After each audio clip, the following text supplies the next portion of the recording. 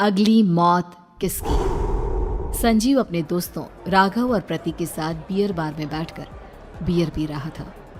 संजीव आज बहुत खुश लग रहा था।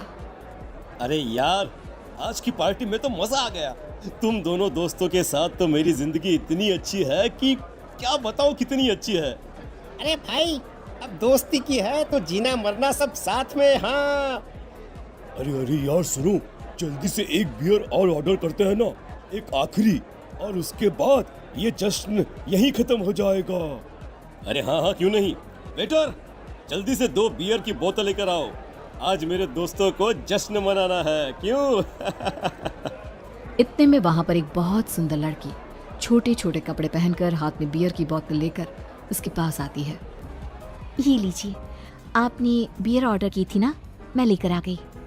क्या बात है यार, इस बार की वेटर तो बड़ी सुंदर है। अब बियर लेकर आई हो तो अपने हाथों से ही पिला दो ना। हाँ हाँ, क्यों नहीं, जैसा आप बोलोगे मैं वैसा ही करूँगी। क्या बात है यार, अब तो लगता है रोज यहीं आना पड़ेगा।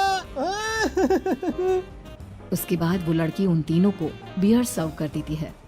पार्टी करने के बाद वो तीनों अपने अपने घर जाते हैं।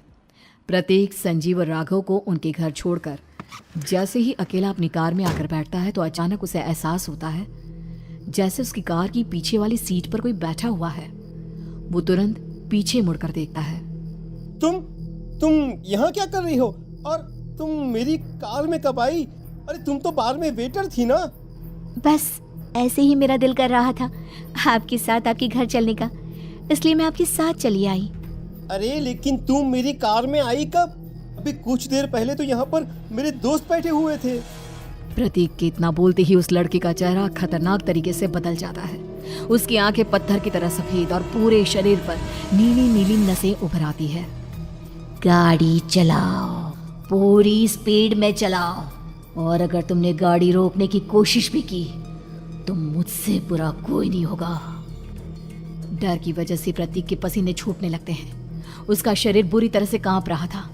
प्रतीक बिना कुछ सोचे समझे कार को फुल स्पीड से चलाना शुरू करता है। चलते चलते वो शहर से दूर एक पहाड़ी पर पहुंच जाता है और सामने अब सिर्फ पहाड़ी का किनारा दिख रहा है, जिसे देख प्रतीक घबराकर अचानक से कार को ब्रेक लगाता है।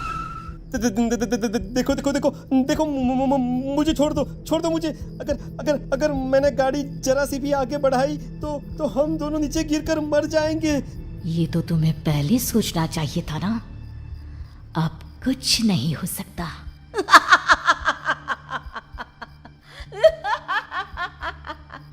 छोड़ दो मुझे। नहीं नहीं, प्लीज मुझे छोड़ दो। प्लीज प्लीज मुझे जाने दो, छोड़ दो मुझे। गाड़ी आगे बढ़ाओ।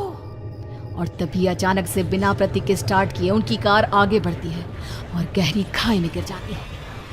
उसकी चीखने की आवाज एक चारों तरफ सुनाई देती है।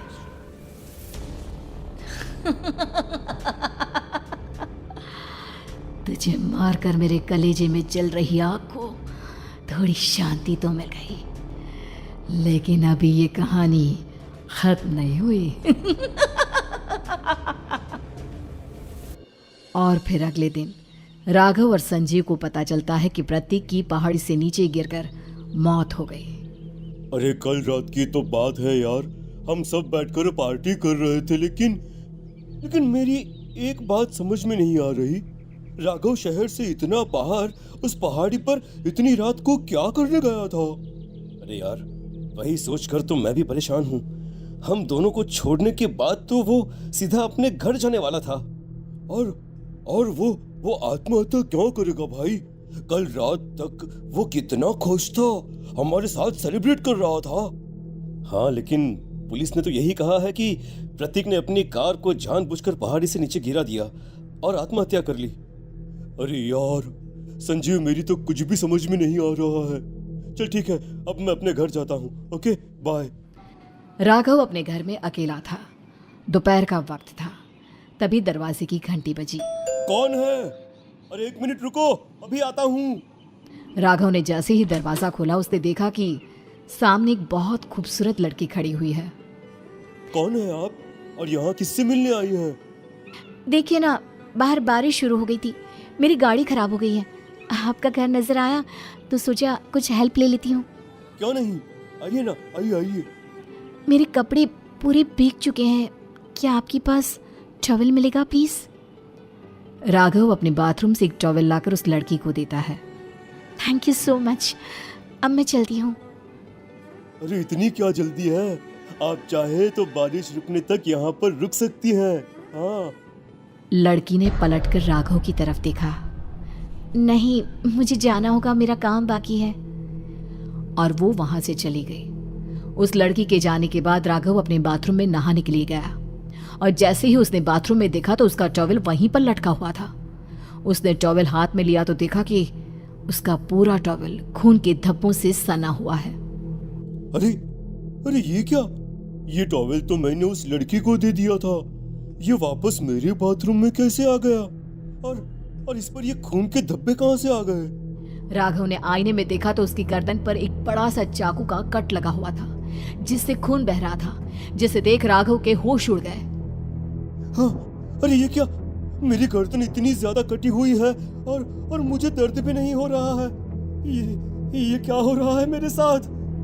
राघव घबराकर बाथरूम से बाहर आया और अपना मोबाइल उठाकर उसने संजीव को फोन लगाया। संजीव जल्दी से मेरे पास आ जाओ, मुझे लगता है कुछ बहुत बड़ी गड़बड़ है, जल्दी आ जाओ। उधर से आवाज आई, लेकिन वो आवाज संजीव की नहीं बल्कि एक लड़की की थी।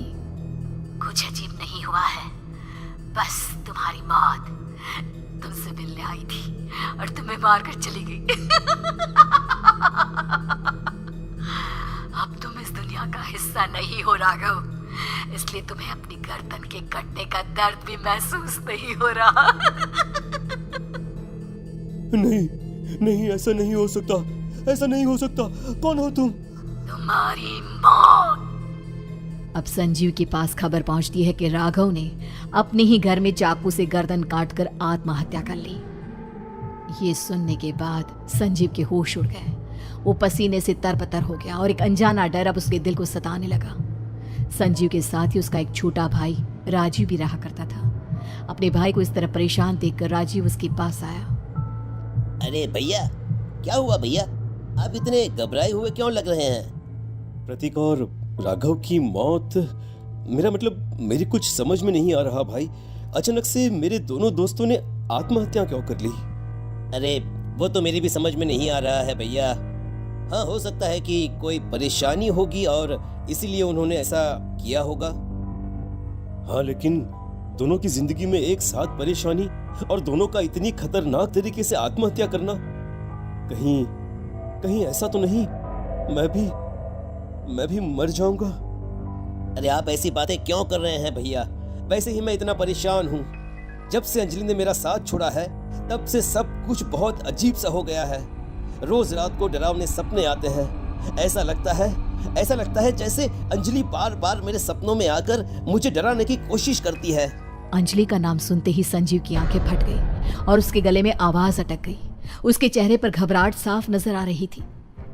कौन थी वो लड़की जिसने प्रतीक और राघव को आत्महत्या की आड़ में मौत के घाट उतार दिया? और कौन थी अंजलि जो बार बार राजीव के सपनों में आकर उसे डरा रही थी? अंजलि का नाम सुनकर संजीव इतना घबरा क्यों गया?